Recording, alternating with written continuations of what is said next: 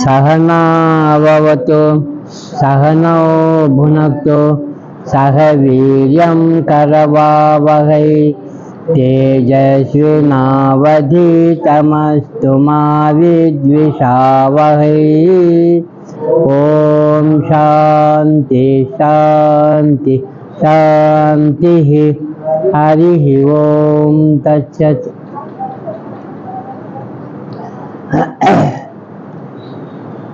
திவ்ய விவேகத்தில் 42வது ஸ்லோகம் நிறைவு பெற்று இப்போது 43 படிக்க போகிறோம்.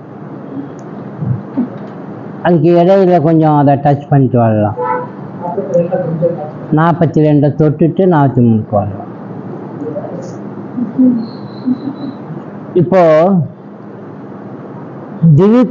திருஷ்யம் அப்படின்னு 2 பொருளாக சொல்லப்பட்டது. 2 வெவ்வேறு. ஆரம்ப காலத்தில் நம்ம 1வது 2வது ஸ்லோகம் படிக்கிறப்போ ஒரு பொழுதும் திருஷ்யம் ஆகாது. அதே மாதிரி திருஷ்யம் ஒரு பொழுதும் திருக் ஆகாது. ஏதாவது சந்தேகமா? திருஷ்யம் என்றால் ஆப்ஜெக்டிவ். ஆப்ஜெக்டிவ் எப்பவுமே சப்ஜெக்ட் ஆகாது. அது பார்க்கப்படுகின்ற பொருள். முதல்ல படித்தது இப்ப கலெக்ட் பண்றோம். திரிக் என்பது பார்க்கின்றவன். அவனுக்கும் திருஷ்யத்துக்கும் சம்பந்தமே கிடையாது. அதனால திருக்க பார்க்கப்படுகின்ற பொருளா மாற்றலாமா அப்படின்னா மாற்ற முடியாது. அப்படிதான் படித்தோம். இப்போ இவரை நமக்கு நிறைய விஷயங்கள் சொல்லிட்டு அந்த கடைசியை முடிக்கிறப்ப என்ன சொல்ல வர்றாரு தெரியுமா? 2 அந்நியம் இல்லைன்றார். அதுவும் இது ஏற்படுத்தாதீங்கிறார். நீங்க ஒரு பானையை பார்க்கின்ற பொழுது பானையை பார்க்குறீங்களா மண்ணை பார்க்குறீங்களா? அப்ப மண்ணு பார்க்கலையா? களிமண் மண்ணு தான் பார்க்குறீங்க, பானையும் பார்க்குறீங்க. உங்களால் 2ஐயும் வேறுபடுத்தி பார்க்க முடியாது. நீங்கள் எப்போ பானையை பார்க்குறீங்களோ அப்பப்பெல்லாம் மண்ணையும் சேர்த்தே தான் பார்க்குறீங்க. அதை இங்கே சொல்ல வர்றாரு. இப்போ நமக்கு இந்த அறிவு வரணும் அப்படின்னா நமக்கு என்ன வேணும்? இந்த அறிவை உடனே பெறணும்னா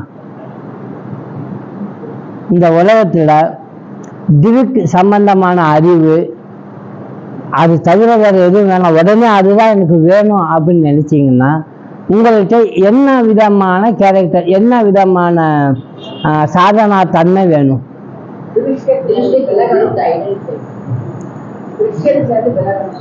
திருஷ்யத்திலேருந்து விலகணும். ஒருத்தன் விலக மாட்டேங்கிற திருஷ்யம் எனக்கு பிடிக்குது அப்படின்னா அதுலேயே இருக்கான்னு வைங்க. அப்போ அதுலேயே இருக்கலாம், ஆனால் பதிக்காமல் பார்த்துக்கணும் அப்படி சொல்றீங்க. எல்லாருமே ஞானி ஆக முடியும். எல்லாருமே. உலகத்தில் யாராவது ஒரு ஆள் ஆண்டவனை பார்த்தாரா அப்படின்னா அவர் மட்டும்தான் பார்க்க முடியும்.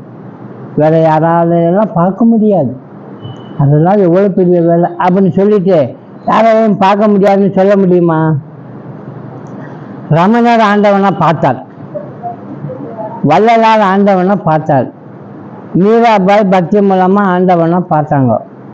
இப்படி எல்லாரும் பார்த்த அந்த ஆண்டவனை சில பேர் தான் பார்க்க முடியும்னு சொல்ல முடியாது. எல்லாருமே பார்க்கலாம்.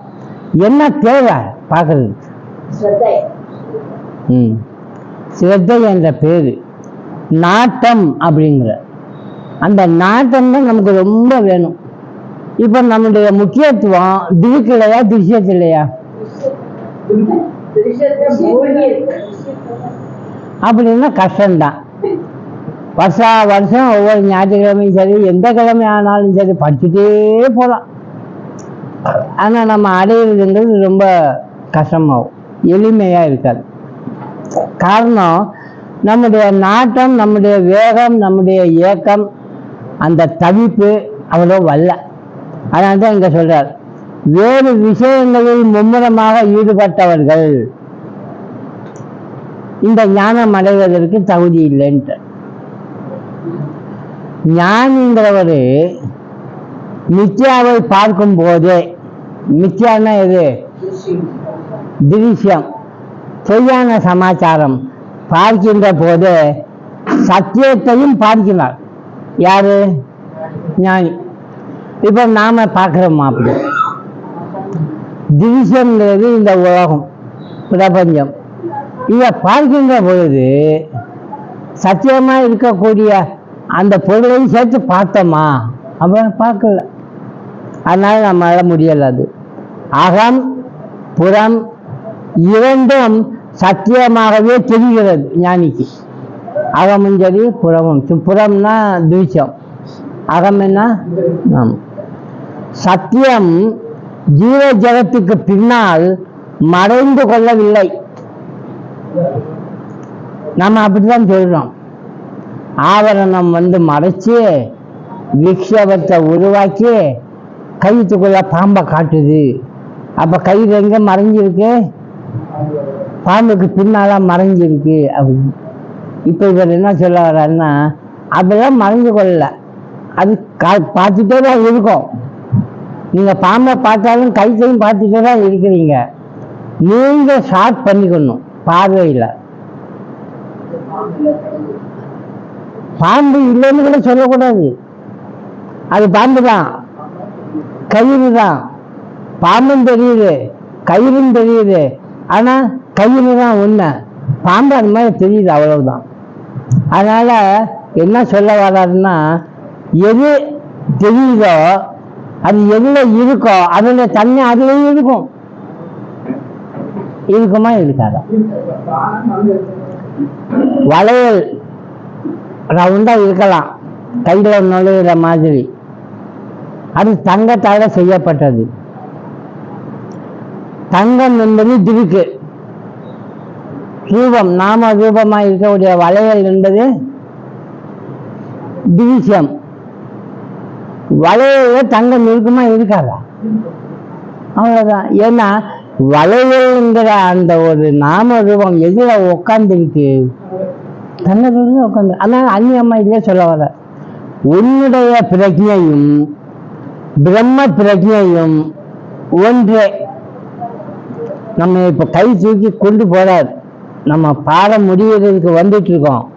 நம்ம இன்னும் அதை பிரிவினையா பார்க்க கூடாது, அதை சொல்றதுக்காக வர. நம்முடைய பிரஜைங்கிறது என்னது? உன்னுடைய பிரஜை. அப்படின்னா நீங்க யாரு?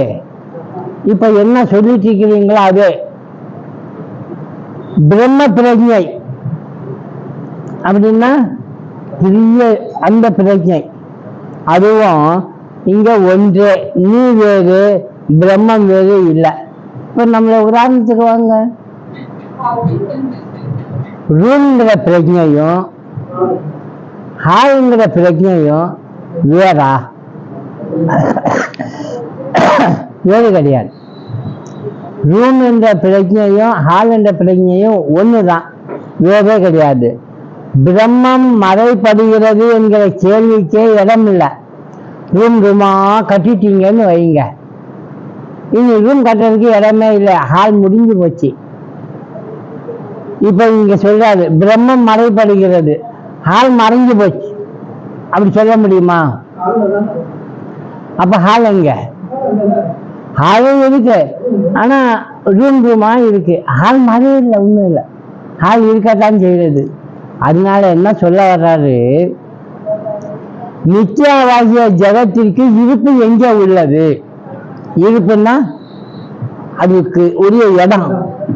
எது நீங்க பொய்ன்னு சொல்றீங்களோ அது இருப்பு எங்க இருக்குன்னா அது இருப்பது பிரம்மத்துல தானே. நித்தியம் எப்போதும் தனியாக இருந்ததில்லை. பிரம்மத்தை விட்டு தனியாவா இருந்துச்சு? கைத்தை விட்டு பாம்பு தனியாவா இருந்துச்சு? இல்லையே. அதனால இதை ஏன் வேறுபடுத்துறீங்க? சத்தியத்தின் பேரில் அல்லவா இருக்கிறது. பிரம்மம் சச்சிதானந்தம் என்றால் நித்தியாவும் சச்சிதானந்தம். அது சச்சிதானந்தம், இதுவும் சச்சிதானந்தம். வளையலை தொட்டுட்டு இது பொய் அப்படின்னு சொன்னீங்கன்னா தப்பாயிடும். வளையலும் பொய் இல்லை, தங்கம் தான். அது வளையலா இருக்குது, ஆனா தங்கம் தான். தங்கம்னா எப்படி பார்ப்பீங்க? இல்ல உரைச்சுதான் பார்ப்பீங்க தங்கம்னு. தங்கத்தை பார்க்கறது எந்த ரூபத்துல பார்ப்பீங்க? சொந்த வடிவத்திலயா? ஆபரணங்கள் இல்லாம தங்கத்தை பார்க்கணும்.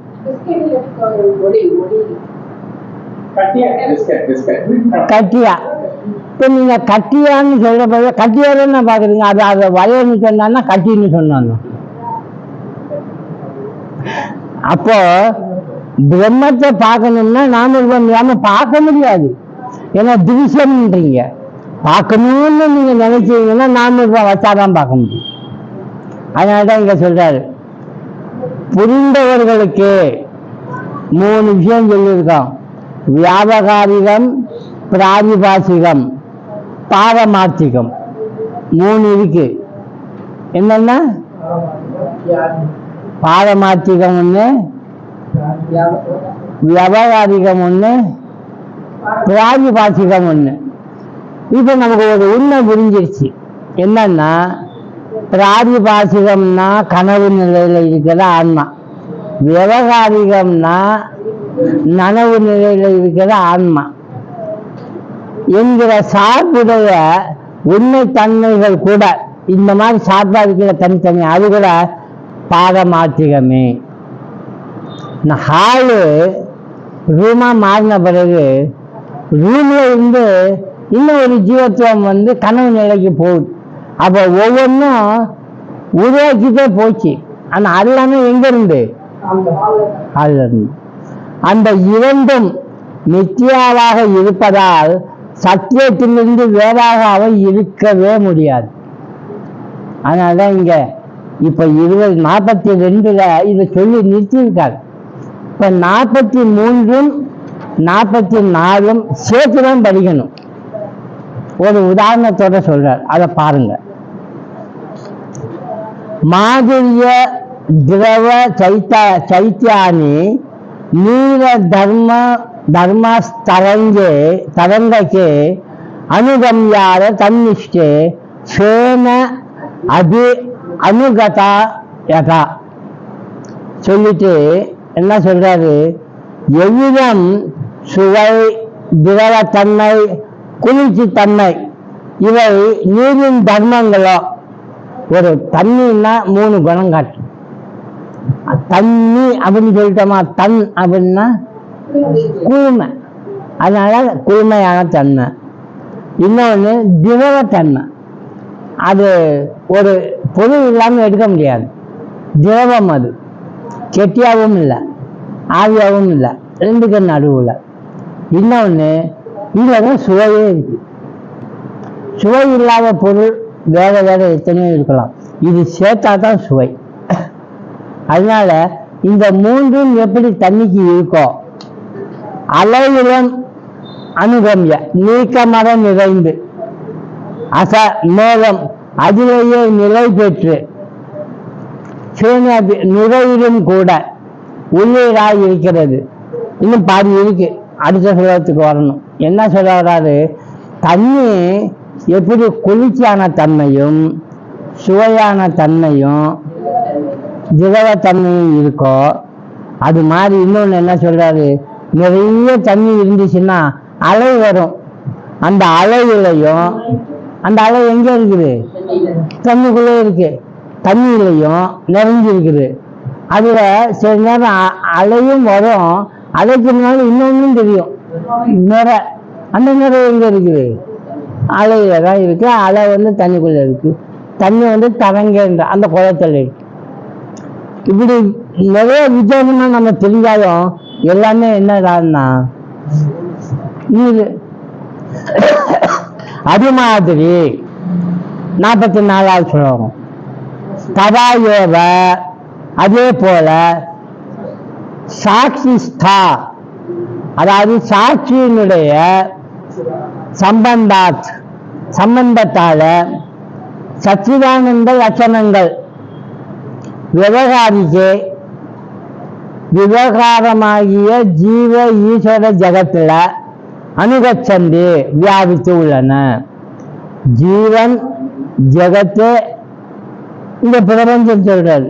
ஜீவன்னா நாம, ஜெகத்துன்னா பிரபஞ்சம், ஈஸ்வரன்னா எல்லாத்தையும் சேர்த்துட்டு இருக்கிற முதல் ஆளு. இந்த மூணுலையும் அணுகச்சந்தி வியாபித்து உள்ளன. பிராதிபாசிகமாகிய சொப்பன பிரபஞ்சத்திலும் அணுகச்சந்தி வியாபித்துள்ளன. இந்த ஜீவத்துவத்தில் இருக்கிற விவகாரத்தில் மட்டும் இல்லை, இதை நீங்க மறந்து சொப்பனத்தில் கண்டு அங்கே ஏதோ ஒரு உலகம் வருது. அதுலேயும் எது வியாபிச்சிருக்கு? அந்த சச்சிதானந்தமே வியாபிச்சிருக்கு. தண்ணி தான் சச்சிதானந்தம்.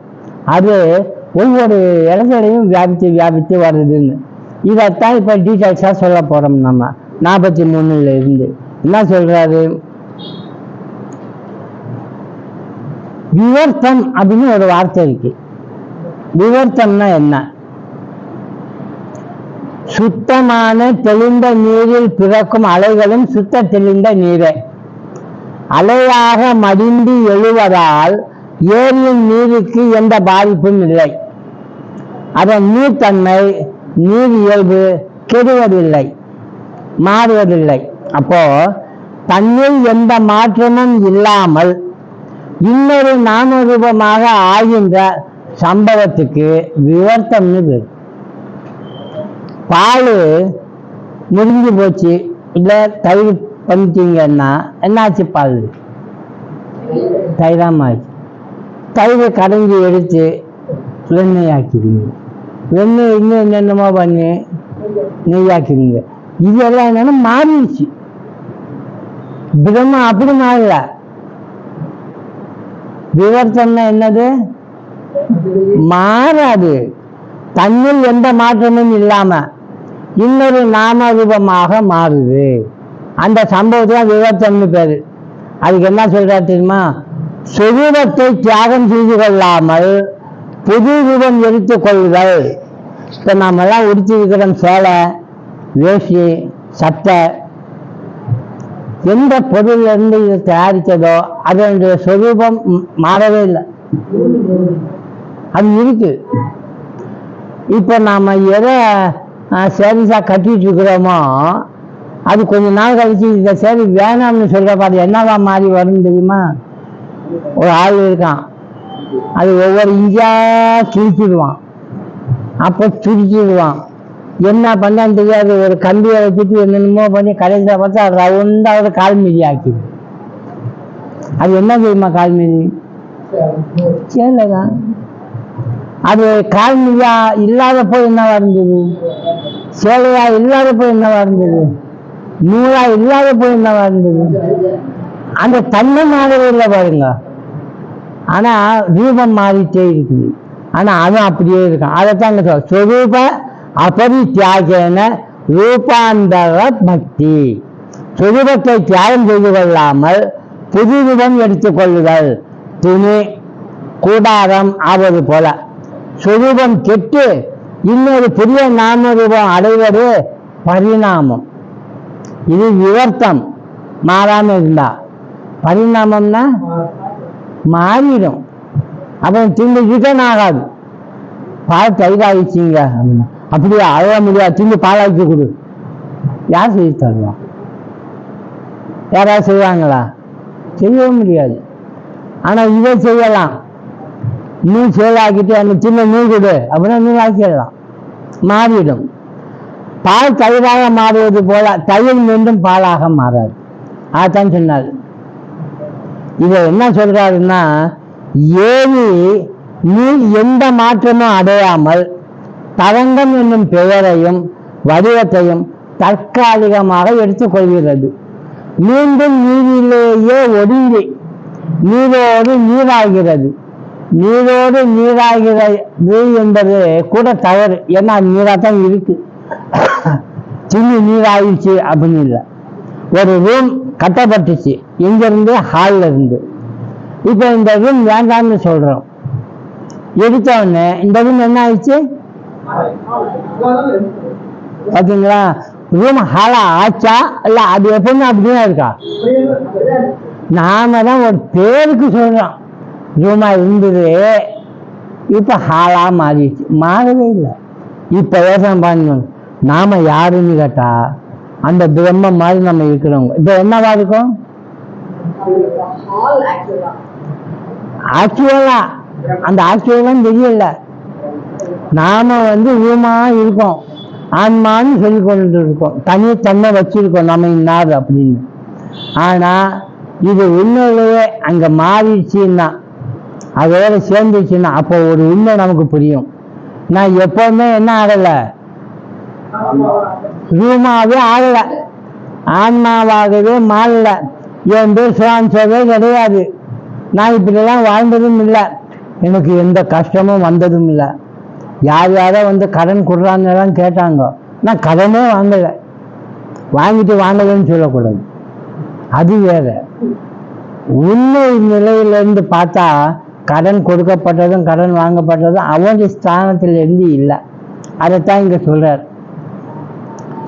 அனுகதா அப்படின்னா சத்தியத்தின் சச்சிதானந்தம் மித்யாவுக்கும் உண்டு என்று அர்த்தம்.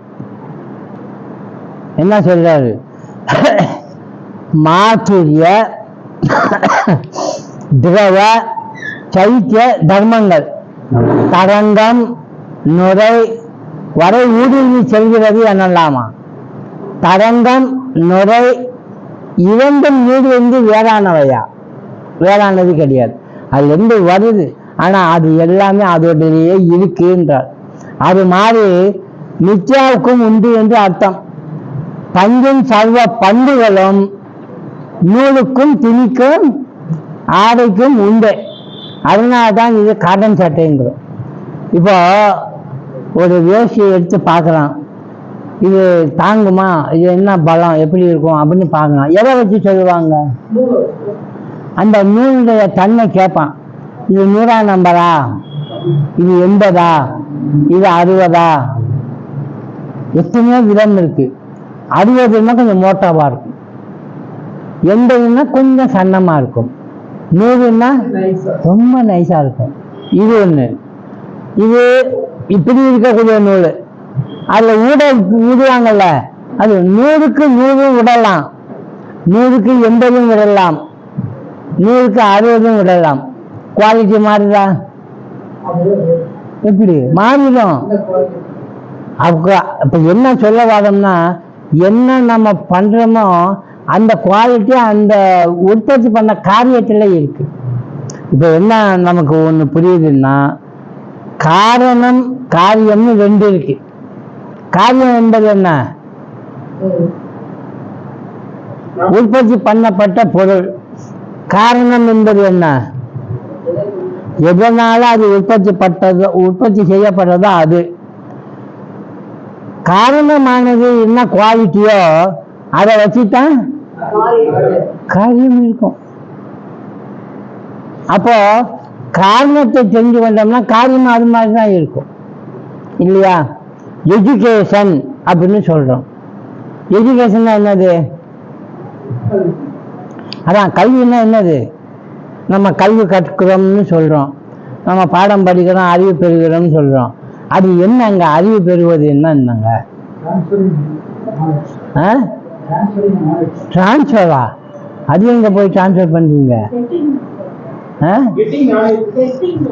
எங்க இருந்து கேட்டீங்க? யாருக்கிட்ட இருந்து கேட்டீங்க? பாருங்க, நமக்கு தெரியாமலேயே அந்த நாலேஜை பற்றி பள்ளிக்கூடத்துக்கு போய் படிச்சுட்டு இருக்கோம். எஜுகேஷன், விவேகானந்தர் சொன்ன, education is the manifestation of the perfection already in man. அப்படின்னா என்ன அர்த்தம்? மனிதனிடம் ஏற்கனவே நிறைவாக உள்ள ஒரு பொருள், அது இப்போ லேமினேட், அதாவது உள்ள உட்கார்ந்து இருக்குது, வெளிப்படுத்தாம. எஜுகேஷன் வந்துச்சுன்னா என்னதுன்னா மேனிஃபெஸ்டட் ஆயிடுச்சு, வெளியில வந்துச்சு. வெளியில வரதான் மனுஷனுக்கு என்ன ஆகிட்டே போறது? முகமெல்லாம் பிரகாசம் ஆகிட்டே போறது. ஆக ஞானம் வர அவனுக்கு என்ன ஆகுது? சுயம் பிரகாசம் ஆயிட்டே போறது. தேஜஸ் வார்த்தை பாருங்க, அதான் அந்த தேஜஸ் என்ற வார்த்தை தான் நம்ம கிட்ட இருக்கு. அது நம்ம மண்டு மாதிரி உட்காந்து வேலை செய்யாம விட்டுருவோம். மூளைக்கு வேலையே கொடுக்கறது. குடிச்சு பாருங்க, அது வெளியில வரும். அதனால்தான் சொன்னாங்க, சுயம் பிரகாசமானால் அந்த ஞானத்துக்கு உண்மையான ஞானம்னு பேரு. இப்ப நம்ம வச்சிருக்கிற ஞானம் எல்லாம் கடன் வாங்கின ஞானம். அதனாலதான் ஆன்மீகத்துல பெறுகின்ற ஞானத்துக்கு என்ன ஞானம்னு பேரு? மெய் ஞானம். அதுதாங்க உண்மையான ஞானம். மற்ற ஞானம்லாம் என்ன ஞானம்? அஞ்ஞானம். ஆமா, அஞ்ஞானம்னா என்ன அர்த்தம் தெரியுமா? ஞானம் இல்லைன்னு அர்த்தம் இல்ல, உலக அறிவு இருக்குது, இவன் யாருன்ற அறிவு இல்லை. நீ யாருன்னா தெரியாது. போன ஜென்மத்தில நான் இப்படி இருந்தேன், இந்த ஜென்மத்தில் இப்படி இருக்கேன், அடுத்த ஜென்மத்தில் எப்படி போனது, ஒவ்வொரு ஜென்மத்திலையும் ஒவ்வொரு மாதிரி இருக்கேன்னு சொல்ல வர்ற, அது தெரியுது. அப்ப நீ உள்ளேயா யாரு அப்ப நீ கேட்டா தெரியாது. அதனாலதான் அஞ்ஞானம் தான். இது ஒரே ஒரு ஆளால தான் போக்க முடியும். யாரால? யாருக்கு மெய்ஞானம் இருக்கோ அவரால. அதனாலதான் சொன்னார், அஞ்ஞானம் தன்னை நல்ல அறிவு அவன்கிட்ட தான் இருக்கு. ஏன்னா அவங்ககிட்ட இந்த உலக சம்பந்தமான அறிவை திணிச்சு வச்சு கொண்டு நிறைய வச்சு நம்பர் போட்டு வைக்கல. எனக்கு இது தெரியும் அது தெரியும்னு பாண்டித்யத்தை காட்டல. பண்டிதன்கிறான். என்ன அர்த்தம்? நிறைய விஷயம் கலெக்ஷன் பண்ணி வச்சிருக்கோம். எதை கேட்டாலும் சொல்லுவோம், அவ்வளவுதான். அதுக்கு பேர் அறிவுன்னு நம்ம சொல்றோம். அறிவு இல்லை. இப்ப நான் ஒரு அறிவு இல்லாத மாதிரி ஆக்கி காட்டுறேன். முத ஒரு ஆள் ஒரு படத்தை பார்க்கறான், அது என்னன்னு அவனுக்கு தெரியாது. ஒரு யானை படத்தை வரைஞ்சி வச்சிருக்கோம். ஒரு பையனை கூட இது என்னடான்னு கேட்க தெரியாதுங்கிறான். இப்ப நாம அவருக்கு சொல்றோம், என்னன்னு சொல்லணும்? நீங்க யானைன்னு சொல்லாதீங்க, வேற ஏதாவது சொல்லுங்க. என்னன்னு சொல்லலாம்?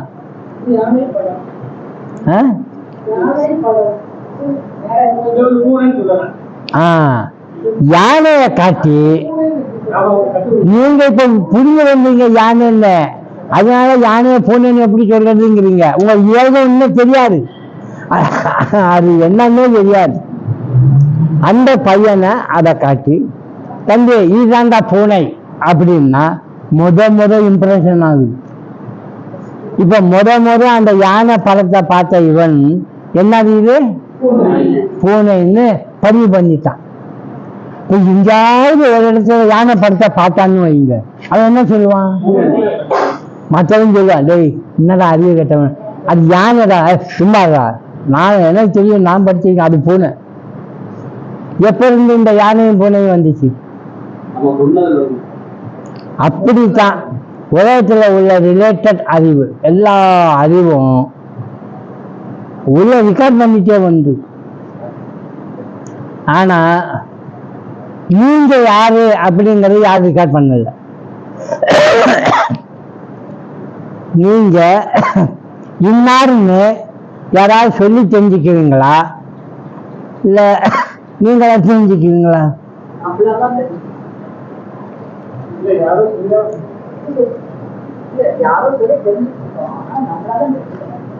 யாரோ சொல்லி தெரிஞ்சுக்குவோம் அப்படின்னு சொல்ல வரல. அது அவசியமா? யாராவது ஒருத்தர் சொல்லி தெரிஞ்சு கொண்டாதான் நீங்க யாருன்னு உங்களுக்கு தெரியுமா? அது யாரும் சொல்ல வேண்டியது இல்லைங்க. என்னைய பத்தி நான்றத பத்தி நீ வேண்டாம் இந்த இது அப்படி இப்படின்னு யாரும் விலகி சொல்லணும். நீ யார் தெரியுமா அப்படின்னு விலகி சொல்லணுமா என்ன? இல்ல, அவனுக்கு தெரியும். அதுதான் அவனாகவே அறிந்து கொள்கின்ற ஒரு அறிவு. அந்த அறிவை தாங்க மெய்ஞானம் அப்படின்னு சொல்ல வர்றாரு. இப்போ இதைத்தான் இங்க என்ன சொல்றாரு? சாட்சி ஸ்தா, அதாவது சாட்சியினுடைய சம்பந்தத்தால. யார் சாட்சியை? ஐயா, எப்பவுமே பிரம்மத்தை கூப்பிடவே கூடாது. அவரு அப்படியே செவனேன்னு இருக்கட்டும். சாட்சின்னா இந்த ஆன்மாவும் திருஷ்யத்தெல்லாம் பார்க்குறேன்னு சொன்னாலே இவன் பார்க்கிறவன். அதுக்கு இதுக்கும் சம்பந்தம் இல்லை, நான் சும்மா பார்க்குறேன் அவ்வளவுதான். எந்த விதமான ஒரு பிரச்சனைக்கும் யாரா சாட்சி இன்னும் கோர்ட்டில் கேட்டா ஒரு ஆளை கொண்டு வந்து நிறுத்துவாங்க. இந்த இவன் பார்த்தான், இவன் தான் சாட்சி அப்படின்னு சொல்லுவான். சம்பவம் நடந்திருக்கு பாருங்க, அதுக்கும் அந்த சாட்சி பார்த்தவங்க இருக்காங்க அவங்களுக்கும் எப்படின்னா சம்பந்தம்? ஒரு சம்பந்தம் நான் பார்த்தேன், எனக்கு அதுக்கும் சம்பந்தம் இல்லை, ஒத்துக்கோங்க எல்லாருங்க. அது மாதிரி ஆன்மா உக்காந்துருக்கு, சும்மா விஷயங்கள் நடந்துட்டே இருக்கு, அவன் பார்த்துட்டே இருக்கான், நமக்கு சம்பந்தமே இல்லை. அப்ப நமக்கு எப்படிங்க துக்கம் வரும்? நமக்கு எப்படி கஷ்டம் வரும்? ஒண்ணுமே ஆகாது நமக்கு. ஏன்னா நமக்கு அதுக்கும் ஒரு சம்பந்தமும் இல்லை. சம்பந்தப்படுத்தி கொண்டாதான் அதுதான் வரும். ஏன் ஒருத்தன் தன்னுடைய குழந்தையோ சொந்தக்காரவங்களோ ஏதாவது கஷ்டப்பட்டா இவன் அழுகுறான், துக்கப்படுறான்?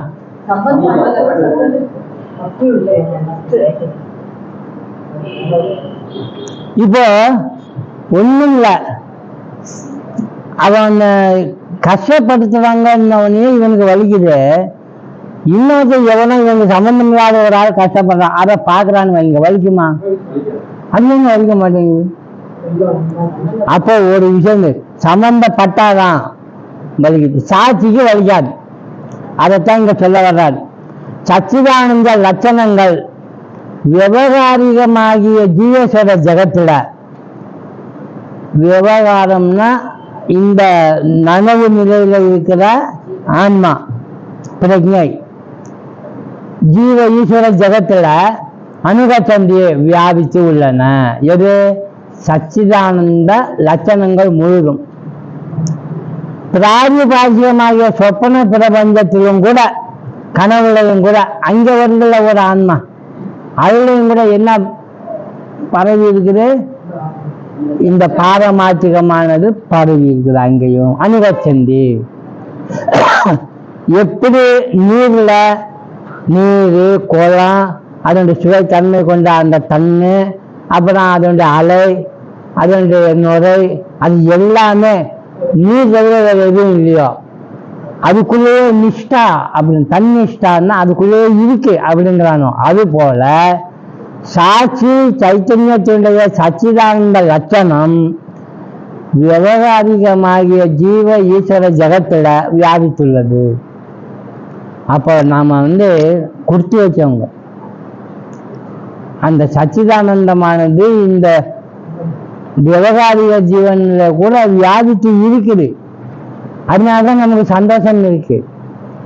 நாம இப்ப என்ன பண்றோம்னா தப்பான இடத்துல வச்சு பார்க்கிறோம், அதனாலதான் தப்பா நடக்குது. நம்ம ஆனந்தமா தான் இருக்கோம், அது நிலையா இருக்கணும்னு ஆசைப்படுறோம். இதுல எந்த ஆனந்தத்தை எடுத்துக்கொண்டா நிலையா இருக்கும்னு நினைச்சு நம்ம போறோம். எங்க போறோம்? முதல்ல யாரையாவது ஒருத்தர் மேல நமக்கு ஒரு பாசம் வைக்கிறோம், அன்பு வைக்கிறோம், அதை நமக்கு சந்தோஷத்தை கொடுக்குறோம். அது என்ன நினைச்சிட்டான்? இவன் கூட பழகுனா எனக்கு சந்தோஷம் கிடைக்குது அப்படின்னு நினைக்கிறான். இந்த நினைப்பு தான் என்ன பண்ணிருக்கு? சந்தோஷத்தை அனுபவிக்கிறதுக்கு ஏற்றுக்கொண்டது. நாள் போக போக அந்த இடம் மாறிச்சுன்னு வைங்க, அது துக்கம் தர ஆரம்பிச்சு. அப்பா அவன் நினைச்சான் சந்தோஷம் தரும் நினைச்சேன், இப்படி பண்ணிட்டானே அப்படின்ட்டு அவனை அப்புறம் விடுவான், கை விடுவான், போவோம் சகவாசமே வேணும். இப்படி இந்த உலகத்துல எது எது நமக்கு சந்தோஷம் ஆனந்தம் தரும்னு நம்ம நினைச்சு போறோமோ அதெல்லாம் ஒரு காலகட்டத்துல காட்டி தருது இது சந்தோஷம் தராது. அப்பதான் அவனுக்கு உண்மை புரியுது.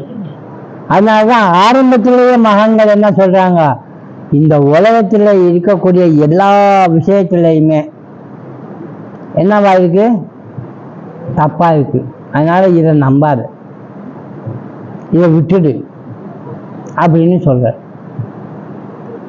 அதனாலதான் பேரு கூட பாத்தீங்கன்னா எது பொய்யோ அதை மெய்யுங்கிறோம் உலகத்துல, எது மெய்யோ அது உலகத்துல பொய்யுங்கிறோம். ஏதாவது உதாரணம் ஒன்று சொல்லுங்க. ஆமா, இது ஒண்ணு. அப்புறம்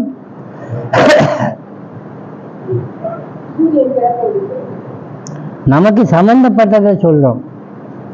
முத ஆரம்ப காலத்துல ஒருத்தருக்கு ஒருத்தர் நேசிக்கிறோம்னு சொல்றோம் பாருங்க, அந்த நேசிப்பு உண்மைன்னு நினைக்கிறோம். எதுக்கு இப்போ பஜகோவிந்தம் படித்தோம்னா, பஜகோவிந்தம் சொல்ல சொந்த பந்தம், பெரிய பெரிய மகான்கள் எல்லாம் சொல்றாங்க, சொந்த பந்தம் எல்லாம் என்ன ஆகும், இன்னைக்கு இருக்கும், நாளைக்கு அது இல்லாம போயிடும். அப்படின்னா அதுல பற்று வைக்காதுன்னா, அது வேண்டேன்கிறார். உற்றாரை யான் வேண்டேன், ஊர் வேண்டேன், பேர் வேண்டேன், கற்றாரை யான் வேண்டேன். இது எல்லாம் ஒரு காலகட்டத்தில் போயிடும். இதுதாங்க இந்த அறிவு வர வர வர நமக்கு என்ன தெரியும், மெய்ஞானம் வர்றதுக்கு வழிகாட்டும். இந்த உலகத்துல மெய்யை பொய்ன்னு சொல்றதும் பொய்யை மெய்யன்னு சொல்றது இருக்கிறதுனால உலகத்துல எதை பார்க்குறோமோ அதெல்லாம் நீங்க அப்படியே உள்டாவா பாருங்க. உலகத்துல இது எனக்கு பிடிக்கும்னு சொன்னா பிடிக்காதுன்னு சொல்லுங்க, மாற்றி சொல்லுங்க. உலகம் என்ன பேசுது, ஆன்மீகம் என்ன பேசுது. அதனாலதான் ஒரு சாந்தி மந்திரம் இருக்கு. உலகத்துல இருக்கிறது உண்மையா, அது ஆமாயா உண்மைதான். அப்ப இதுக்கு மேல ஏதாவது உண்மை இருக்கா, இன்னொன்னு உண்மை இருக்கு, அதுவும் உண்மைதான். அப்ப இந்த உண்மை என்ன பண்றது, அந்த உண்மை என்ன பண்றது. இந்த உண்மை இப்போதைக்கு பிடிச்சுக்கோ, ஆனா இது உண்மை இல்லைன்னு தெரிஞ்சு பிடிச்சுக்கோ. புரியுதா? அப்புறம் என்ன ஆகும், இது விட்டுருவ, அந்த உண்மையை பிடிச்சிருவ. அப்படி ஒரு சுலோகம் இருக்கு, என்ன சொல்லுவாங்க, சொல்லுங்க. அசத்தோமா சத் கமய, கமய அப்படின்னா என்னை கொண்டு செல். இங்க சொல்லியிருக்காரு, அதுதான் அனுகம்ய. அதுல நெருங்கி இருக்குது. அசத்துவமா சத்கமய, நான் இந்த உலகத்துல பார்க்கறதெல்லாம் அசத்து, இதுல இருந்து நான் உண்மைன்னு நினைச்சிட்டு இருக்கேன், என்ன உண்மையான உண்மை கொண்டு போ, சத்கமய அப்படி சொல்ற. இதுல என்ன இருக்கு, உண்மை உண்மைன்னு சொன்னா உண்மை தானே. எப்படி இது உண்மையில இருந்தா கீழான உண்மை. அசத்துன்னா என்ன தெரியுமா, பொய்யல்ல, உண்மை, ஆனா உண்மை இல்லாத உண்மை. இன்னும் ஒன்றும் புரியலையே, உண்மைங்கிறீங்க, அப்புறம் உண்மை இல்லாத உண்மைன்னா என்னது அப்படின்னா, உண்மை மாதிரி தெரியும் ஆனா உண்மை இல்லை. கண்ணுல பாக்குது இல்ல, கண்ணுல பாக்குறதுல உண்மையா, கண்ணால பாக்குறதுல உண்மையா, உண்மையா இருக்க முடியாது. அதான் இப்போ இந்த தண்ணி பாட்டில தண்ணி இருக்குது, இதுக்குள்ள ஒரு நீளமான குச்சியை நான் உள்ள போடுறேன், நீங்க பார்த்துருப்பீங்க. இல்லைன்னா நீங்க செய்து பாருங்க, ஒரு டம்ளர்ல தண்ணி ஊற்றி உடையாது, குச்சி வளையுமா, அப்போ வளைஞ்சிருச்சா, அப்ப வளைஞ்சிருக்க, கண்ணு காட்டுது என்னன்னு வளைஞ்சிருக்குன்னு, நீங்க சொல்றீங்க வளையலன்னு. எது உண்மை, வளையாதான் உண்மை. அப்ப கண்ணு காட்டுறது வளைஞ்சிருக்கிறது உண்மை, ஏன்னா பார்க்கிறேன் இல்லை நானு. ஆமா, அப்போ யாரை நம்பணும்னா கண்ணை நம்ப கூடாது. ஆமா பாருங்க, பாட்டு வருது, உன்னை ஏமாற்றும். அப்ப எடுத்து பார்த்தா குட்டி மேலாவே இருக்கு, உள்ள போட்டோம்னா வளைஞ்சிருக்கு. சே, அப்போ இந்த உலகத்துல கண்ணால நீங்க என்னென்ன பாக்குறீங்களோ அதுக்குள்ள மேலா பாருங்க. அப்ப உண்மையா ஒருத்தனை பார்த்து பேசுறப்போ அதை சொல்றதெல்லாம் நம்பாதீங்க, அப்படியே உள்டாவான்னு. அப்படிதான் மகான்கள் இருக்காங்க. அது அதோட சேர்ந்து அதான் மாறிக்கும், ஆனா உண்மை அது கிடையாது. ஒரு ஞானி எப்பவுமே கையில ஒரு படிகாரம் வச்சிருந்தார். படிகம்னா தெரியுமா, வெள்ளை வெள்ளையன்னு இருக்கும், ஒரு கல், 8 கோணம் 4 கோணம் 6 கோணம் எப்படியோ இருக்கும், அப்படியே கட்டா இருக்கும், முக்கணம் முக்கணமா. அது கையில வச்சுட்டே திரிவார். ஏன் சொல்லுங்க,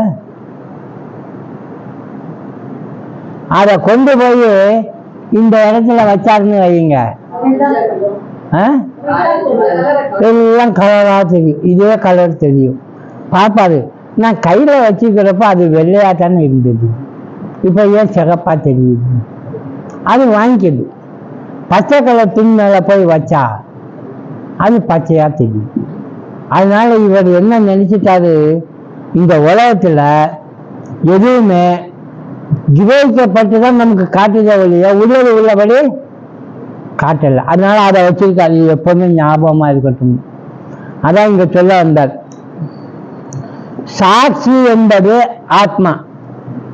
எப்பவுமே ஆத்மான்னா ரூம், அதுதான் சாட்சியா இருக்கு. ஏன்னா அந்த ரூம் தான் பிரபஞ்சத்தை ஜெகத்தை பார்க்குது, விஷயங்களை பிறந்திருக்கு, ஒரு பேர் வாங்கியிருக்கு, அந்த கரணங்கள்லாம் இருக்கு, புலன்கள் இருக்கு, அதை வச்சு உலகத்தில் அது விளையாண்டுட்டு இருக்கு.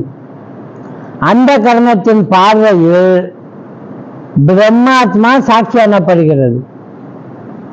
இவங்களுக்கெல்லாம் பெருசா இந்த மாதிரி எத்தனை ரூம் இருக்கோ அத்தனை ரூமையும் பார்த்துட்டு இருக்கிற ஆள் தான் அந்த ஹாலு. அது சும்மா இருக்கு, அவ்வளவுதான். சாட்சி என்பது ஸ்வயம் சைத்தன்யம். அதை ஒன்றும் கலந்து கொள்ள மாட்டாங்க இதுலையும். சுயமா இருக்கக்கூடிய சைத்தன்யம்னா என்னது?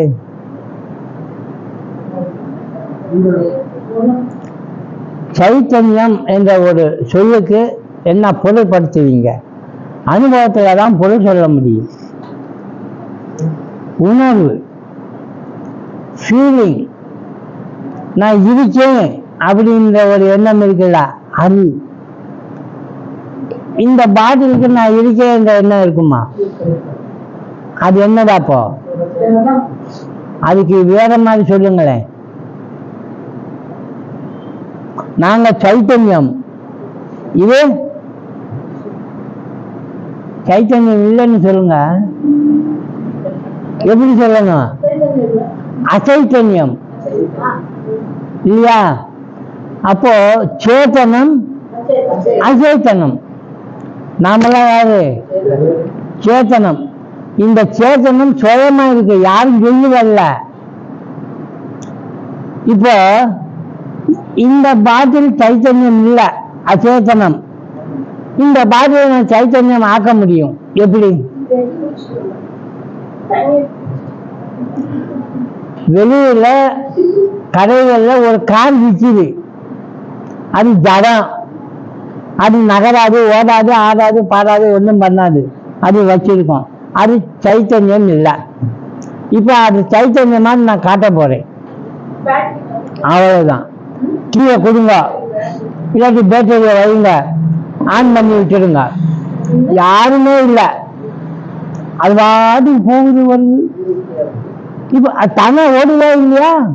அப்ப அது என்னது? சைத்தன்யம்னு சொல்லலாம்ல. அதான் ஓடுத, அதான் உணர்வு ஆக்கிட்டோம்னு ஒழிய அது நான் ஓடுறேன் வர்றேன் போறேன்னு தெரியாது. யாரோ ஒருத்தன் இயக்குது. ஜைஜாண்டிக்கா ஒரு ட்ரெயின் எத்தனை பெட்டி வச்சிருக்கு பாருங்க. ரயில் தண்டவாளத்துல போகுது, எவ்வளவு சத்தம் போட்டு போகுது, தூரத்திலிருந்து பாருங்க. ஆச்சரியமா இல்லை?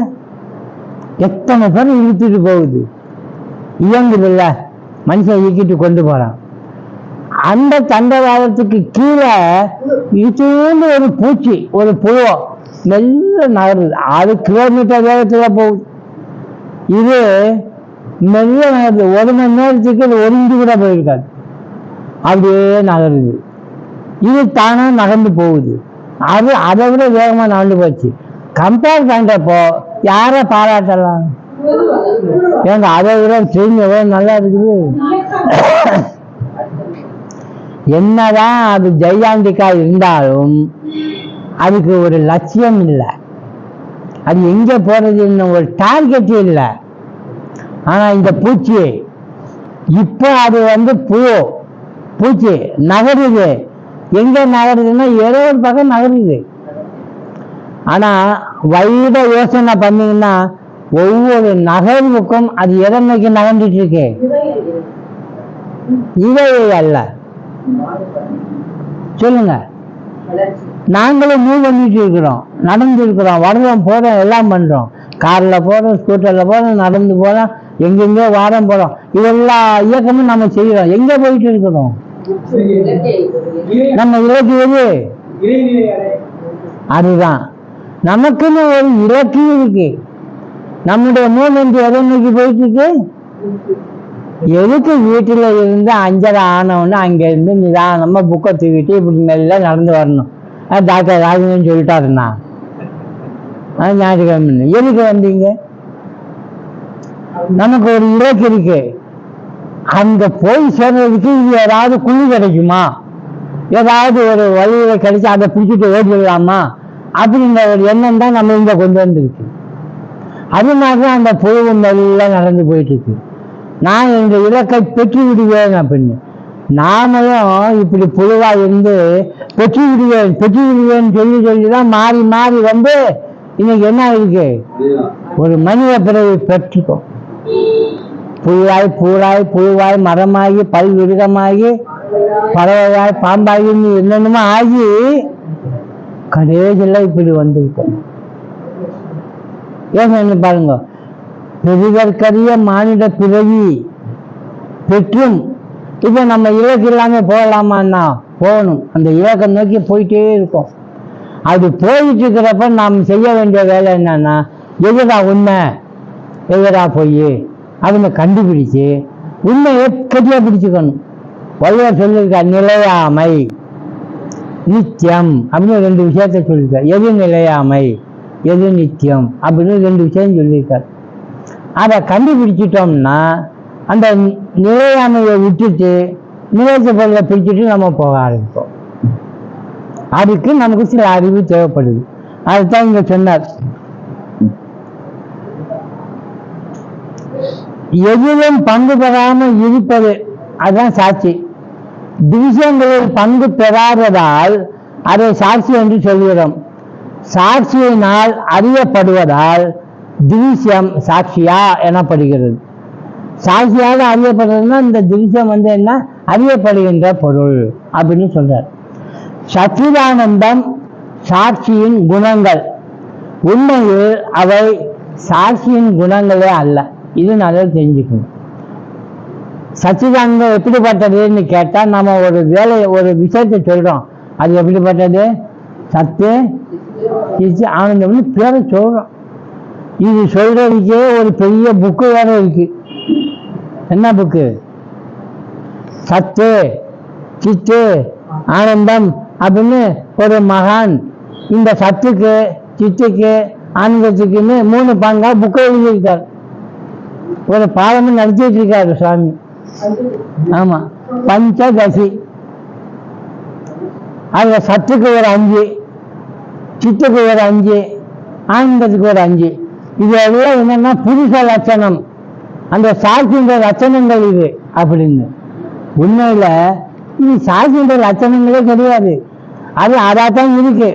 இப்ப நாங்க சொன்னது எப்படின்னா, ஒரு நீர்நிலையில இருந்து ஒரு அலை வருது, அலைன்ற பேரு. அது நிறைன்னு வருது, நிறைந்த பேரு. சலனம் வந்துச்சா? இது அத்தனையும் உண்மையில என்னது? நீர். இதுக்கு ஏன் நீங்க அலை நீர் அது இதுன்னு சொல்லிட்டே இருக்கிறீங்க? அது சொன்னீங்கன்னால லட்சணங்களை கற்பிக்கிறீங்க. அதைத்தான் இங்க சொல்றாரு. உண்மையிலேயே அது சாட்சியின் சொரூப லட்சணங்கள், அதனுடைய சொரூபமா இருக்கும். स्वस्वरूपे அவஸ்தானம், திருஷ்டி ஸ்வரூபே அவஸ்தானம். நம்முடைய சொரூபமே என்னன்னா எப்பவுமே இருக்கிறது. நம்முடைய சொரூபமே என்னன்னா அறிவுபூர்வமா நம்ம இருக்கிறது. அறிவுனா வேற அறிவு இல்லை, நான் யாருன்னு தெரிஞ்சு கொண்டாரு. நம்முடைய சொரூபமே என்னன்னா துக்கமெல்லாம் கிடையாது, எப்பவுமே ஆனந்தமா இருக்குது. இந்த 3 நம்மகிட்ட இருக்கு. நம்ம அதை தேடி போயிட்டு இருக்கோம். தெரிஞ்சோ தெரியாமலோ இது நம்மளை உணர்த்திட்டே இருக்கு. நம்ம எப்பவுமே இருக்கிறவங்க உணர்த்திட்டே இருக்கு. ஏன் சொல்லுங்க, எப்படி உணர்த்துது? நமக்கு தெரிஞ்சோ தெரியாமலோ ஒரு எண்ணம் வருது. என்ன எண்ணம் தெரியுமா? நான் சாகக்கூடாது. என்ன ஆகக்கூடாது? சாகக்கூடாது, நான் எப்பவுமே இருக்கணும், இந்த எண்ணம் இருக்கா இல்லையா? யாருக்காவது சாகிறதுக்கு விருப்பம் உண்டா? நான் சாகுறேன் அப்படின்னு. அவன் சாக மாட்டான்றது அவனுக்கு நல்லா தெரியுது. அதனால சாவுன்னு ஒண்ணு வந்து இவனை அழிச்சிடுமோ அப்படின்ற ஒரு பயமும் கூட வருது. சாவ கண்டா பயப்படுறோம்ல. ஏன் பயப்படுறோம்? என்ன ஆகும்? சரி, சாவு ஒண்ணுமில்ல, சாவு வருதுன்னு தெரிஞ்சோன்னா ஒருத்தவங்களுக்கு பயம் வருது. அது எதனால?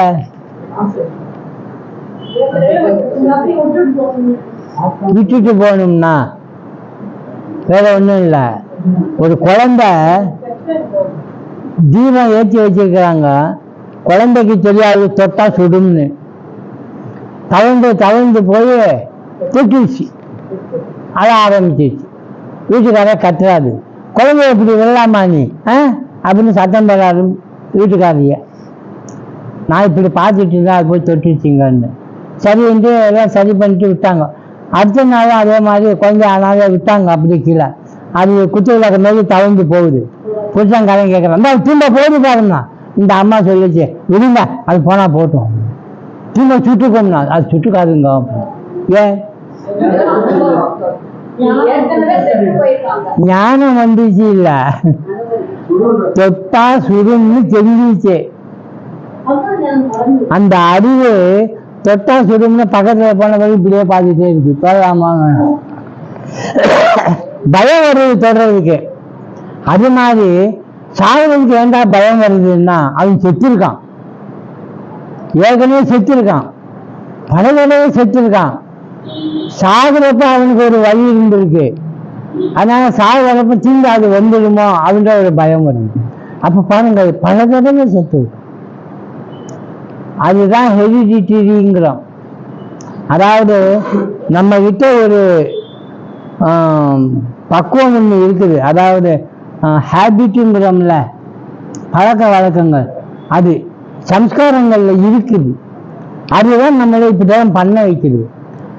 நீங்க இப்போ ஒரு குளத்துல போய் உங்களை போட்டோம்னா நீந்த தெரியுமா? உங்களுக்கு நீந்திருக்கீங்களா? இல்ல, தெரியாது. ஒரு முட்டை, 5 முட்டை ஒரு கோழிகிட்ட கொடுத்தாங்க குண்டு பொறிக்க. அதுல குண்டு பொறிக்க கொடுத்தவ என்ன பண்ணா, 2 முட்டை கோழி முட்டை, 3 முட்டை வாத்து முட்டை குடிச்சு பொறிக்க வச்சான். அந்த கோழி அடை காத்து 5 முட்டையும் குஞ்சு பொறிச்சது. என்ன வந்திருக்கும்? 5ல இருந்து கோழி தான்.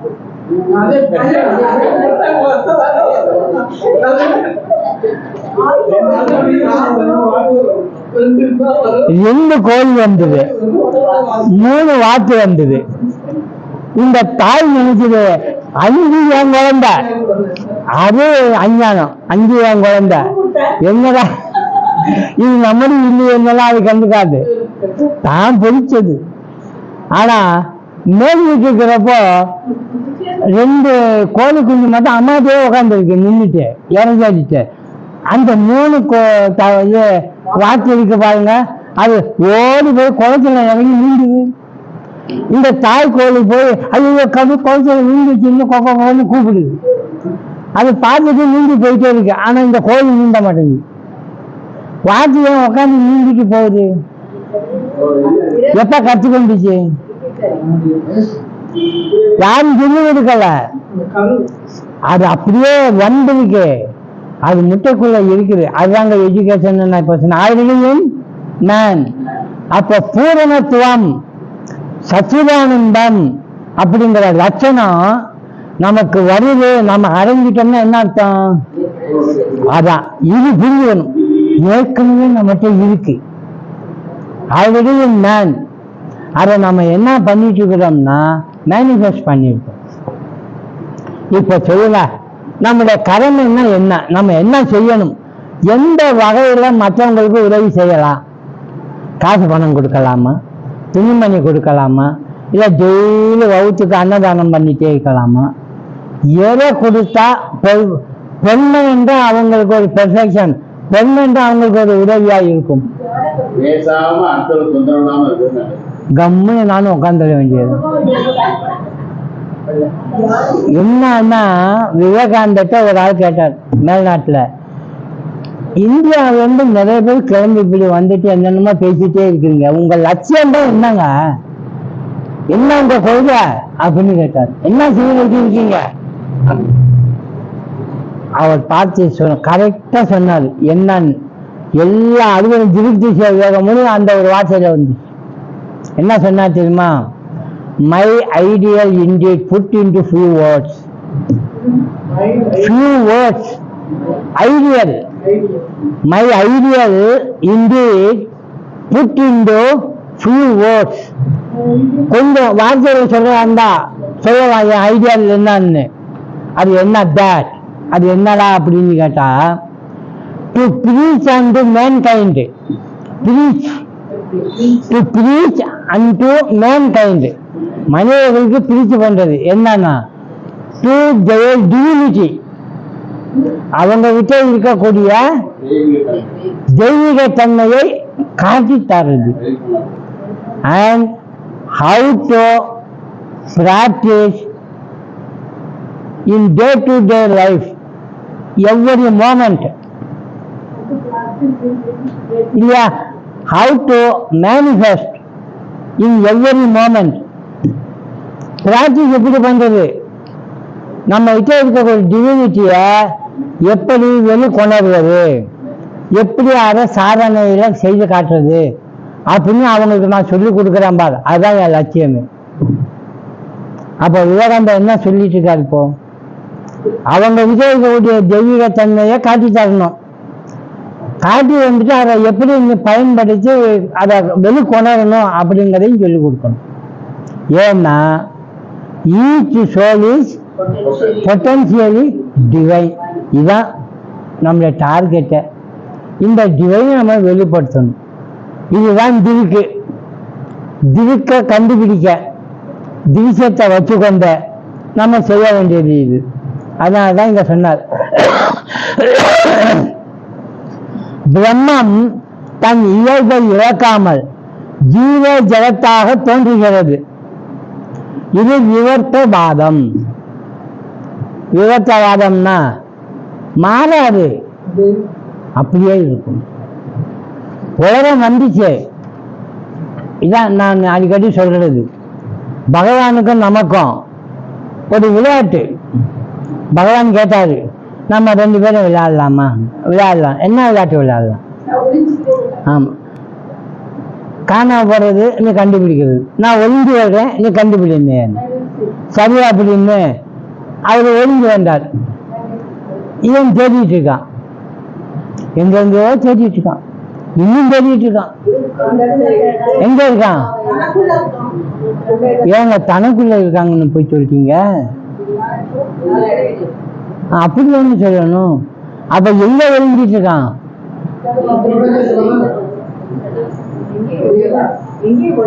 ஒளியல்ல அப்படின்னா அவர் சொல்றாரு தைத்திரிய உபனிஷத்துல, இந்த உலகத்தை சிருஷ்டி செய்து விட்டு தத் சிருஷ்டுவா தத் அனுப்பிரவிஷ்ய, அதுக்குள்ளேயே நுழைஞ்சிட்டார். எதுக்குள்ள?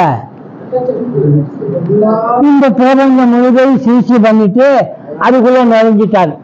அப்படின்னா சிருஷ்டி பண்ணிட்டு அப்புறம் நுழைஞ்சிட்டாருன்னு அர்த்தம் இல்லை. அவரே தன்னை மாற்றின்றார். பொருள் மாறல, அவர் அப்படியேதான் இருக்கார். பொருள் நாமரூபம் தான் தெரியுது இப்போ. ஆனா அது யாரு? பிரம்மன் தான். அதுக்குள்ளே ஒளிஞ்சிட்டு இருக்காரு.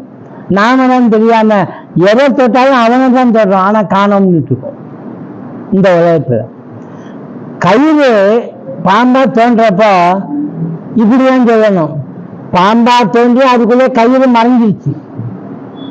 அப்ப கயிறு தான் பாம்பா தோன்றிருக்குன்னா அங்க எத்தனை பொருள்? ஒண்ணுதான். கயிறும் பாம்பும் ஒன்னாதான் இருக்கு. அப்போ இந்த சிகிச்சையானது எதுக்கு நீங்க மாற்றி இது வேண்டாம்னு சொல்லிட்டு இருக்கீங்க? கண்டுபிடிக்க தெரியணும். அதனால்தான் பகவத்கீதை எடுக்கிறப்போ நம்ம அந்த சுலகம் பர்டிகுலராக சொல்லணும். என்ன தெரியுமா? யார் உண்மையில் ஞானி? யார் உண்மையில விஷயம் தெரிந்தவன் அப்படின்னா, யார் ஒருவன் உலகத்தையும் தன்னையும் ஏக தேசமா செஞ்சு வரானா அவன். ஒன்றை மட்டும் தெரிஞ்சுக்கொண்டா ஞானி கிடையாது. உலகமா அதுக்கு அந்நியமா இல்லைன்றதையும் தெரிஞ்சுக்கணும். லௌகீகத்தையும் பாரமாத்தியத்தையும் ரெண்டுமே அந்நியமானு கண்டுக்க கூடாது, ஒன்னா இருக்குன்னு கண்டுக்கும். அதனாலதான் இது யார் செய்வான்னா, ஞானி செய்வது ரொம்ப கஷ்டம். யார் நல்லா செய்வா இத? ரெண்டு ஒண்ணுதான். பைத்தியம்ங்கிறது சரிதான்.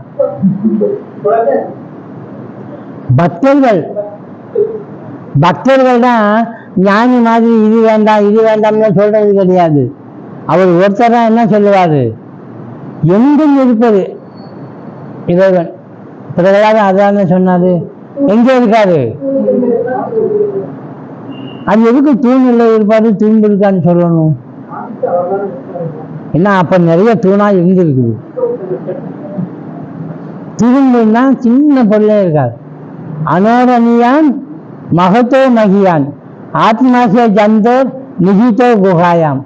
எல்லா இடத்துலையும் இருக்காது, பிரத்யேகமா விசேஷமா எங்க இருக்காது? இங்க இருக்காது, நமக்குள்ள இருக்காது. அதனாலதான் அதை சித் ஆகாசம், சிதாகாசம் அப்படின்னு சொல்ற. ஆனா தன்னை கண்டுபிடிச்சுக்கணும் முதல்ல. நான் இங்க இருக்கேன்றத கண்டுபிடிச்சிட்டோம்னா அது இருக்கிற இடம் கண்டுபிடிச்சிடணும். இதுக்கு ஒரு பேரு, வெளியில இருக்கிறதுக்கு ஒரு பேரு. இதுக்கு என்னன்னு பேரு? அண்டம்னு பேரு. இது பிண்டம்னு பேரு, அது அண்டம்னு பேரு. இது மைக்ரா கோஷம்னு பேரு, அது மேக்ரா கோஷம்னு பேரு. நம்ம கிட்ட இருக்கிற மனசுக்கு மனசுன்னு பேரு. உலகத்தை எல்லாத்துலயும் மனசு இருக்குது, அதுக்கு என்ன பேரு? காஸ்மிக் மைண்ட் அப்படின்னு பேரு. இப்ப யோசனை பாருங்க, உலகமும் இங்க தனியா இருக்கிற இந்த பிண்டமும் தனித்தனியா கிடையாது. நீங்க எல்லா கையிலையும் ஒரு டப்பா இருக்கு, பேசுறதுக்காக ஒரு டப்பா வச்சிருக்கிறீங்க. சொல்லு, எது இருந்தா அது பேசுது?